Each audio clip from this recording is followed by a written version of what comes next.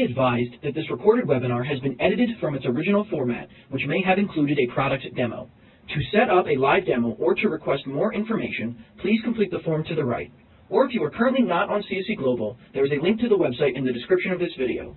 Thank you.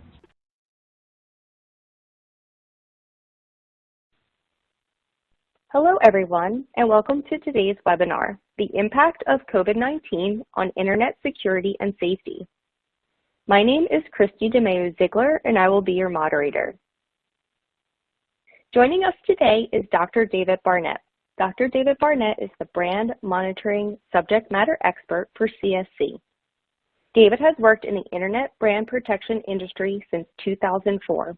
Helping to serve a range of brand protection customers in a variety of different industries. And with that, let's welcome David. Thanks, Christy. So today we're going to be looking at a variety of different areas. We're going to start by looking at some domain name registration trends to do with COVID. And then within that, we're going to be looking at the top characteristics of the COVID-related domain names that we identify. Following that, there will be a couple of deep dives, looking firstly at domain registrations associated with the Omicron variant, and then we'll be looking at some domain infringements targeting vaccine manufacturers and particular health organizations.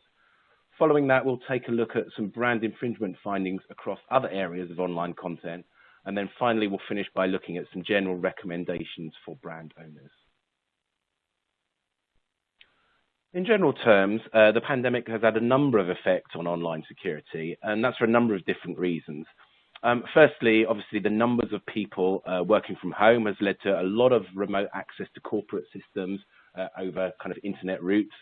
And there have been a lot of increase in terms of e-commerce and digital business routes as well, because people obviously are working much more online, both from sort of work and leisure points of view.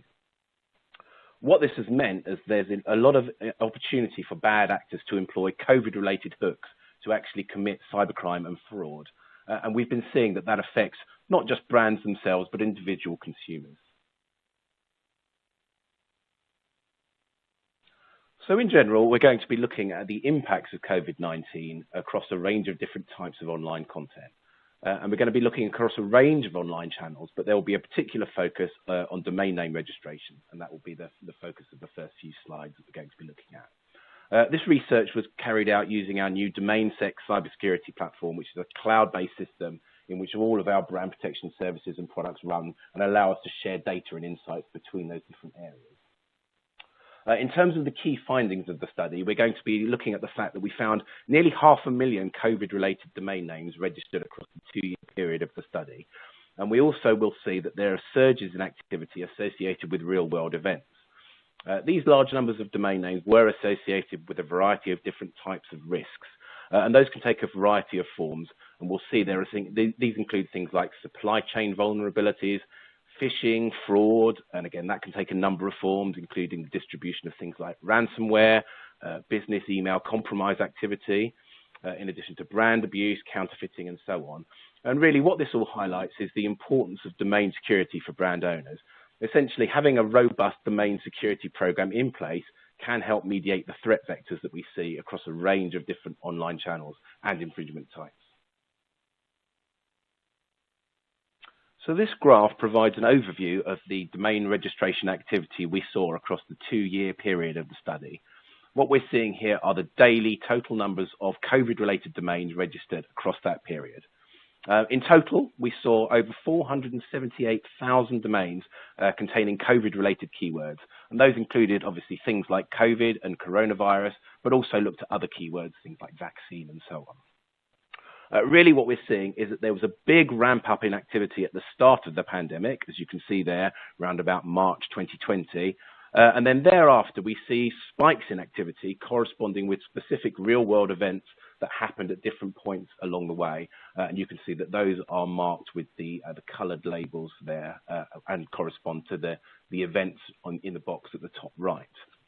And really what we're seeing is that third-party entities are taking advantage in the growth of awareness of COVID-related issues. So that's things like users online searching for relevant content. And what they're doing is they're taking advantage of that to try and attract that web traffic to their own content and try and generate revenue through the creation of websites hosted on these COVID-related domain names. And those domains, those websites can be used for a range of different purposes, including some nefarious purposes, as we'll see later on. So this graph shows a similar data set, looking in this case specifically at vaccine-related domain names. And what we're showing here is two different data sets. The dark line is showing registered domain names in the same way as the previous slide, and the lighter colored blue line is showing dropped or deregistered domains. And in this case, the data is aggregated per week. So what we're seeing overall for the registered domains is a similar pattern, a spike in registrations at the start of the pandemic, sort of tailing off to lower levels throughout, but with spikes as particular events take place. But the key thing to note here is that in around April 2021, the numbers of dropped domains actually begin to exceed the numbers of new registrations for the first time. And what this is actually representing is the expiration of domains which were registered 1 year earlier around the start of the pandemic. So actually what we're seeing is that a lot of the domains that were registered just for 1 year, and they were registered in the early months of the pandemic to really capitalize on the high levels of vaccine-related activity that everyone was seeing online. And then once they've been used for whatever purposes they were needed for, those domains were then allowed to lapse a year later. So the total numbers of registered domains were dropping off. So this slide really just provides an overview of the characteristics we were seeing across that total set of registered domain names, that 478,000 plus that we were seeing. And really there's a few things to take away. So looking on the left-hand side, this is splitting up those domains by TLD or domain extension type. So you can see that around 3/4 of them were registered on the sort of familiar GTLD, so that's things like .com, .net, and so on. But we're also seeing a lot of activity across country-specific TLDs, new TLDs, so those are the new extensions that have launched in the last sort of 10 years or so. But we also see a sort of low level of activity across other types of extension. You can see some of the examples of those extensions in the table on the right. So the other includes what we are calling the second level domain registrations. So that's these sites where actually the sites themselves are allowing users to register a subdomain name on the domain name itself. So for example, someone might register something like covidinformation.blogspot.com. So in this slide, we're continuing to take a look at the characteristics of that COVID-related domain name set. And there are two things shown here. On the left are the top 5 website host countries across that data set. What we're seeing there is that the majority of the sites have either a North American or European focus. And there's no real surprises there. That's kind of common to what we see with many types of online activity. On the right, we're seeing the top 5 DNS hosting providers. That is typically related to the registrar through which the domains were registered in the first place. And one thing that really stands out there is that the majority of these domains were registered using consumer grade as opposed to enterprise class registrars. That is also something that we typically see for other types of infringing content as kind of indicative that, you know, significant numbers of these domain names may be intended for use for sort of nefarious activity and so on. So this is now the first of our deep dives, and in this one, we're looking specifically at the daily numbers of domains registered containing the term Omicron. And you can see there that there's a really big spike in activity round about the time that the COVID-19 Omicron variant was announced on the 26th of November last year. Now, overall, what we see, we did a snapshot at the start of January 2022, and at that time, there were over 2,300 Omicron domains registered. Now, obviously, a lot of those potentially may include generic use of the term. It's a Greek letter. It's used in other contexts unrelated to COVID. But actually, what we see when we do a deep dive in a little bit more detail is that of the 1,200 of those domains registered during 2021, 70% were registered in the 2-week period starting on 26th of November, which is obviously very indicative that they are to do with the COVID Omicron variant. And actually, when we look at them in more detail, almost all of those included at least one other COVID-related keyword. You can see the list of those at the bottom. So we're seeing things like variant, vaccination, test, mask, and so on. So this really truly is COVID-related activity. Interestingly, also, we saw in that 2-week period, 56 domains were registered that consisted of just the term Omicron and a domain name extension. So that suggests that really that growth in awareness of the Omicron term was really kind of driving people to register very distinctive domain names that had not been registered previously. Now, actually, at the time of analysis, many of these domains were actually inactive, what we call dormant domains. But looking at the types of keywords that were appearing in the domain names alongside Omicron, we can make some determinations about the types of content which were likely to be intended to be uploaded at a later date. We see a number of keywords related to e-commerce, and for e-commerce activity generally through the pandemic, that was often associated with the sale of things like PPE or pharmaceuticals. Obviously, with that, the safety implications can be associated with things like the sale of counterfeits or substandard products. We saw a number of keywords suggesting that the sites may be intended for the distribution of information or even misinformation. So we saw some examples, for example, containing the keyword string Omicron hoax. And also we saw a number of domain names with keywords indicating that they were intended to be things like Omicron trackers. And we know, again, as we'll see later in this presentation, that some of those trackers are often associated with things like malware. Continuing our deep dive, we now want to take a look at some of the examples which actually resolved to live sites at the time of analysis. And for those, we saw a number of different content types. There was several examples of what we would term traffic misdirection. So that's where someone has registered a COVID, or in this case, Omicron-related domain name, but actually forced it to resolve or redirect to a third-party site. So essentially just taking that traffic and redirecting it to their own content. We saw a number of different types of beneficiary site in those cases. There was one that pointed at a site for a VPN service provider, one for an insurance agency, one even for a relationship and life coach. Also amongst the live sites, we saw a number of purported news or information sites. Again, obviously they can be a concern if the information is in fact actually misinformation. But we did also see some examples of sites that were directly soliciting for donations, such as the example you can see on the left here, and some sites promoting cryptocurrency investments, such as that one on the right there. So obviously anything like that, where they are directly sort of soliciting for donations or money, that can be concerning as well, and these types of content are often associated with fraud. And again, as we've noted previously, many of these sites were actually registered using consumer-grade registrars, and we said that that's commonly what we do see for some types of infringing content. This is the second of our deep dives, and in this case what we're doing is carrying out an analysis of domains containing both a COVID-related keyword and the name of either one of the top vaccine manufacturers, as you can see listed on the slide here, or one of the top health organizations.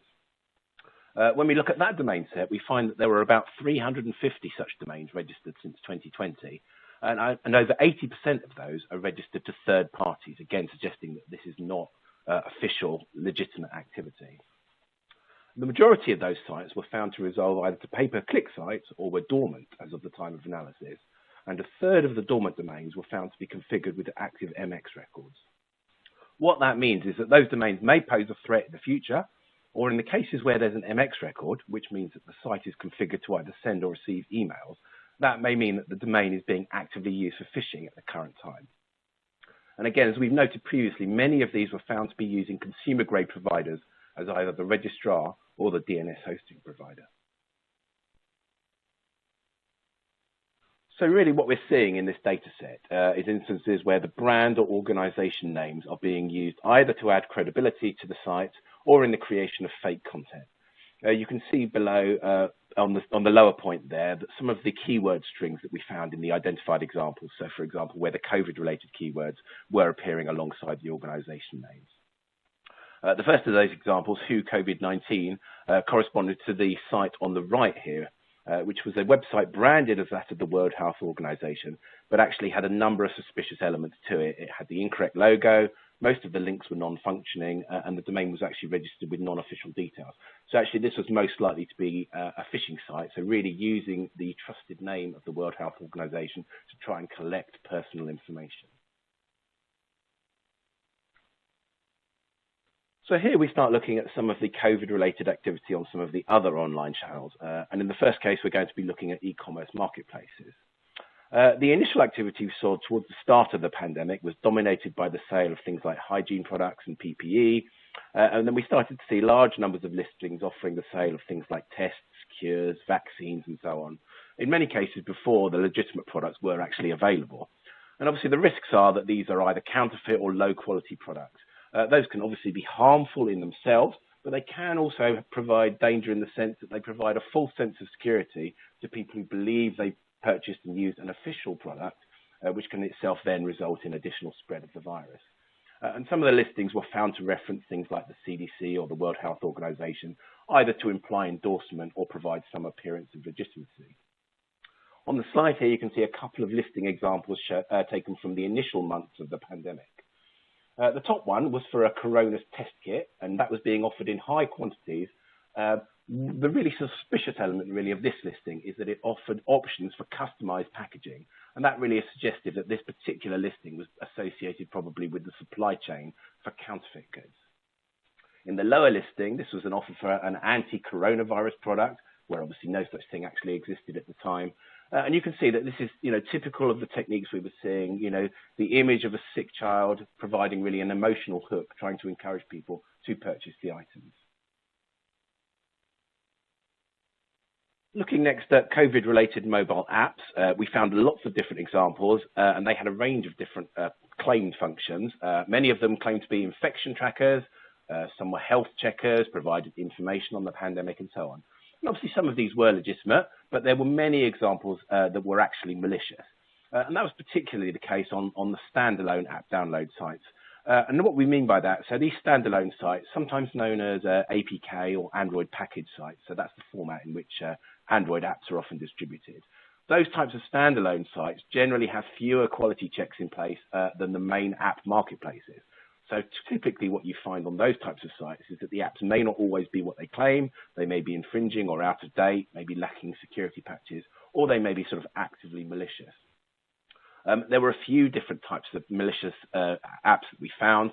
In many cases, they were basically serving as attack vectors for the distribution of ransomware, keyloggers, and so on. Looking at a couple of examples, there was one called COVID Lock. That was actually distributed via a COVID-specific domain name. And that one was particularly nasty. It threatened to leak users' social media information and actually delete their smartphone's file storage unless a ransom was paid in Bitcoin. A second example was called Corona Live 1.1. That was posing as a COVID tracker, but that actually allowed attackers to get inside the user's device and access the victim's location, photos, videos, and camera. So clearly, privacy associations as well. This is just a series of screenshots of some of examples of the fake COVID apps that we saw targeting different geographical markets. And really, it just serves to illustrate that this was very much a global problem, targeted towards all sorts of different areas of the globe. Moving now on to phishing, we saw, rather unsurprisingly, lots of phishing activity making use of COVID-related hooks, and that took a number of different forms. Some of the examples of phishing campaigns were geared towards driving users to phishing websites intended for harvesting personal details. Some of the phishing attacks were actually geared towards encouraging users to open email attachments. And obviously, those email attachments in many cases contain malicious content, and this was a way of distributing that content to different users. And some of the phishing was directly soliciting for donations. So we saw instances, for example, where the phishing campaign was asking for contributions to help with COVID-related research, but obviously was just fraudulent. The scale of this activity was really pretty enormous. So a couple of estimates that we found saw an estimate of $500 million lost to COVID-related scams in the US to July 2021. Similarly, looking at the UK, there was a report that £750 million had been lost by banking customers in the UK just in the first half of 2021. And that represents an increase in online fraud of about a third during the period of the pandemic. And here's just one example of a phishing site we found in the wild during the course of the pandemic. This rather official-looking site was, in fact, actually a fake UK government website. It was hosted on a COVID-specific domain name, again intended to make it look legitimate, and it was associated with an SMS-based phishing scam, which was offering users a tax refund and actually pointed them directly at this site, collecting their personal details. Looking finally at social media, really what we saw there is the same types of content as we've seen across all of the other channels. There were instances of social media profiles or postings that were linking to phishing sites, that were associated with e-commerce content, such as the example on the left here, selling PPE and hygiene products. There were profiles offering COVID-related trackers, and again, as we said, that's often associated with malicious content. And there was a variety of misinformation profiles, such as the example shown on the right there. And in some cases, these were used in conjunction with trusted brand names to either imply endorsement or, make the fake content look legitimate. Some of the common trends that we saw in terms of misinformation included things like lots of anti-vaccination material, claims that the virus had been bioengineered, and lots of claims of links between things like COVID-19 and 5G technology. The trends that we actually saw tended to change over time. So, for example, in late 2021, we started to see instances of the sale of fake COVID passes being offered. And really the threats with social media is the speed with which the content can spread and the wide reach in terms of the number of potential users who are exposed. In terms of what brand owners can do about this type of content, brand owners can request the removal of brand-related content directly from the social media sites. And it may also be worth exploring looking to remove the placement of branded promotional content where it occurs in conjunction with undesirable material, such as misinformation. And brand owners can typically address that via their marketing service providers. Beyond that, harmful content can actually be requested for removal by any user. Various of the social media sites have public online tools which you can use to submit complaints outside of standard IP issues. And in general, you would tend to find that social media sites are usually compliant with such requests. They don't want that content there, but obviously it's very, very easy for infringers to put up new content very quickly. So it's really important to kind of keep on top of it. So overall, what have we seen? Essentially that the pandemic has caused rapid growth in the number of infringements that we're seeing across multiple online channels. And really what that represents is third parties taking advantage of the increased popularity of COVID-related search terms to drive traffic to their own content. That content is associated with a range of different threat types, of which some of the most significant include things like phishing, the sale of counterfeit items, and the distribution of malware. One of the other key takeaways is that the infringement trends tend to follow real-world events, with a particular event causing a spike in activity. And in many cases, we see brand names being abused to add credibility to the content and create fake material. Really what this highlights is the importance for brand owners of a holistic program of monitoring and enforcement. Monitoring should cover multiple channels and use multiple data sources and techniques, so things like zone file analysis, web crawling, direct site searching, and other data feeds, and really ideally should make use of technology such as AI-based technology and clustering, and that can help to do things like link infringements together, build more compelling cases of bad faith by infringers, and provide the potential for bulk takedown actions, which obviously leads to a more efficient takedown process. And the enforcement process itself should make use of a toolkit of different approaches, and that allows you to select the most appropriate approach for any given case while still reserving options for escalation. So this slide really gives some more general techniques and recommendations for brand owners to help mitigate against security threats. And one sort of key takeaway is that the application of appropriate security across the portfolio of officially owned domains can help mitigate a number of the common threat vectors. And then most obviously that will include things like DNS attacks, which is where official website traffic can be redirected to third-party content, and things like DDoS attacks, so distributed denial of service attacks. In terms of the specific points, the first one is to adopt a defense-in-depth approach. So that's making sure you do things like implement two-factor authentication, monitor DNS activity, and make use of enterprise-class domain security measures. And that will typically include things like registry lock and DNSSEC, which can help protect your DNS infrastructure, DMARC, which can provide email validation, use of CAA records, which can help with digital certificate validation, and making use of things like DNS hosting redundancy, which can help protect against DDoS attacks. The second point is to make sure that the registrars that you're working with use best security control practices. So that's things like making sure they have appropriate security programs in place, conduct regular audits, and so on. The next point is really to avoid working with registrars who engage in bad practices. So those will be organizations who engage in things like domain marketplaces, where they were doing things like auctioning off branded domain names, instances where they are monetizing parked branded domain names using things like pay-per-click pages, which can obviously drive traffic to third-party content, and registrars where there are frequent recorded occurrences of breaches, so things like DNS attacks, phishing, BEC attacks against customers, and so on. The final points really are all about putting in place a general holistic brand protection program consisting of both monitoring and enforcement.